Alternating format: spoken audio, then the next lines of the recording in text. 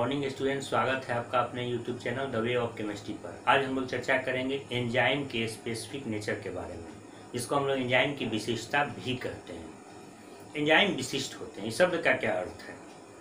सबसे पहले हम लोग एंजाइम के बारे में चर्चा करते हैं। पिछले वीडियो में इसके बारे में हम लोगों ने जानकारी भी ली थी। एंजाइम वे रासायनिक पदार्थ हैं जो जैव उत्प्रेरक की तरह कार्य करते हैं, यानी सजीवों के शरीर में होने वाले रिएक्शंस के दौरान जो उत्प्रेरक का कार्य करते हैं उनको हम लोग एंजाइम कहते हैं। ये एंजाइम किसी खास अभिक्रिया में कार्य करते हैं, अर्थात एक एंजाइम एक ही प्रकार की अभिक्रिया में उत्प्रेरक की तरह कार्य करता है और इसी को हम लोग एंजाइम की विशेषता कहते हैं। अर्थात कोई एक एंजाइम जो है वो एक ही प्रकार के रिएक्शन में कैटलिस्ट का कार्य करता है, बायो कैटलिस्ट का कार्य करता है, जिसे हम लोग एंजाइम की विशेषता या स्पेसिफिक नेचर ऑफ एंजाइम कहते हैं। एंजाइम की विशेषता का क्या अर्थ है? What is the meaning of specific nature of enzyme? एक एंजाइम एक ही प्रकार की अभिक्रिया में उत्प्रेरक का कार्य करते हैं, जिसे एंजाइम की विशेषता कहते हैं। An enzyme take part in a reaction as a catalyst, this is known as specific nature of enzyme. Enzyme की विशेषता को हम लोग इन एग्जाम्पल से समझ सकते हैं। हाइड्रोलिसिस ऑफ यूरिया, यूरिया का जो जल अपघटन यानी हाइड्रोलिसिस होता है वो यूरेज नामक एंजाइम की उपस्थिति में होता है, बनता है अमोनिया और कार्बन डाइऑक्साइड। तो यूरेज इसी यूरिया के जल अपघटन में यानी हाइड्रोलिसिस में कार्य करता है। हाइड्रोलिसिस ऑफ सुक्रोज की जब हम लोग बात करते हैं तो सुक्रोज जिसे चीनी के रूप में हम लोग जानते हैं, जल अपघटन के बाद ग्लूकोज और फ्रुक्टोज देता है। ग्लूकोज और फ्रुक्टोज आइसोमर्स हैं, केवल अनुसूत्र समान होते हैं, इनके संरचनाएं और रासायनिक प्रॉपर्टी अलग अलग होते हैं। तो इन्वर्टेज नामक एंजाइम इसी रिएक्शन को संपन्न कराता है। यदि हम लोग अगला एग्जांपल देखें,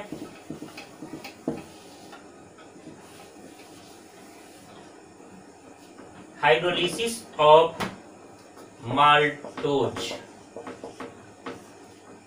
यदि कंपाउंड माल्टोज हो तो माल्टेज नामक एंजाइम भाग लेता है और ग्लूकोज के दो मॉलिक्यूल मिलते हैं।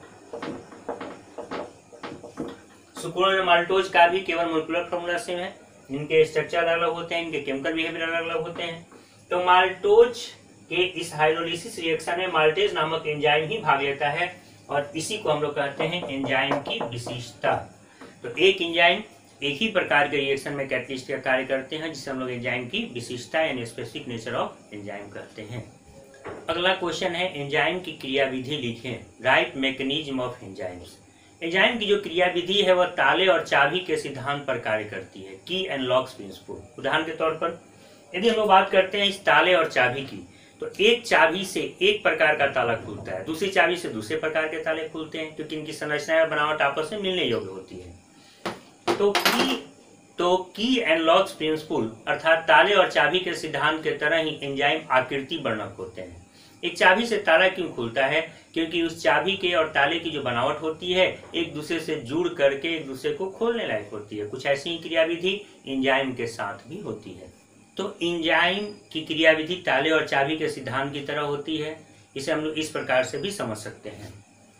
मान लिया कि यह कोई सबस्ट्रेट यानी अभिकारक है, तो इसमें इस जगह पर फिट होने लायक एंजाइम की आकृति कुछ ऐसी होगी जो यहाँ पर आकर पहले जुड़ेगा, एक जटिल यानी कॉम्प्लेक्स का निर्माण करेगा और फिर इसके कमजोर बंधनों को तोड़कर इसे प्रतिफल में बदल देगा और खुद एंजाइम की पुनः प्राप्ति होगी। चूंकि कैटलिस्ट है इसलिए अभिक्रिया में खर्च नहीं होते, भाग लेते हैं, खर्च नहीं होते और फिर हमें प्राप्त हो जाते हैं।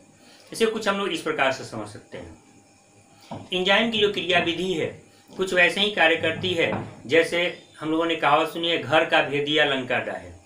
यानी विभीषण ने लंका के बारे में जानकारी दी तो लंका का सर्वनाश हुआ। कुछ ऐसी ही जानकारी होती है। एंजाइम जो है पहले जा करके जुड़ते हैं उस सबस्ट्रेट से जो खास बंधन वाले होते हैं। खास बंधन में जिन भागों से वो जुड़ते हैं वहां जा करके उनके कमजोरी का पता लगाते हैं, उन्हें तोड़कर प्रतिफल का निर्माण करते हैं। ऐसी क्रियाविधि दवाओं के साथ भी होती है। अधिकांश औषधियाँ इसी क्रियाविधि पर कार्य करती है, जिसे हम लोग की एंड लॉक्स प्रिंसिपल कहते हैं। यानी जो सबस्ट्रेट है यानी अभिकारक है, एंजाइम उनसे जुड़ते हैं, एक जटिल का निर्माण करते हैं, इनके बंधनों को तोड़कर प्रतिफल का निर्माण करते हैं। कुछ ऐसी क्रियाविधि होती है। जब कोई हम लोग दवा लेते हैं तो अधिकांश दवाएं जैव अणुओं के इन्हीं एक्टिव साइट से जुड़ती हैं और इसी प्रकार से अपनी क्रियाविधि को संपन्न करती हैं।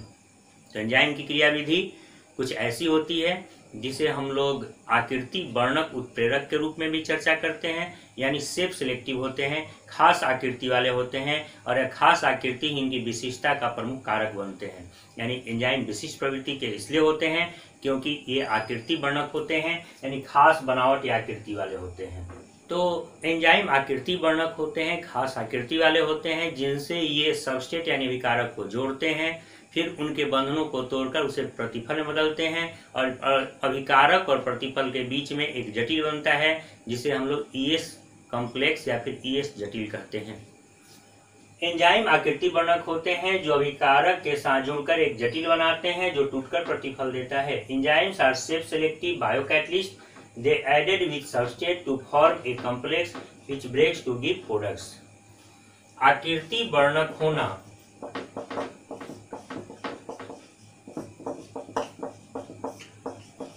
ही एंजाइम की विशिष्टता का कारण है।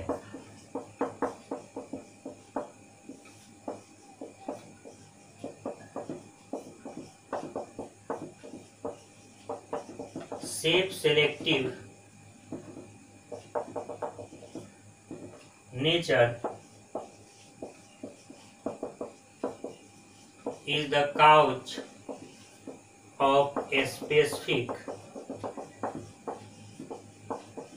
nature of enzymes। यानी जो सेल्फ सिलेक्टिव नेचर है, जो आकृति वर्णक प्रवृत्ति है, यही इसके विशिष्टता का उत्तरदायी होता है या विशिष्टता का कारक होता है। यदि वीडियो पसंद आया है तो इसे लाइक करें, इसे ज़्यादा से ज़्यादा शेयर करें और चैनल को आपने अभी तक सब्सक्राइब नहीं किया है तो इसे सब्सक्राइब करें।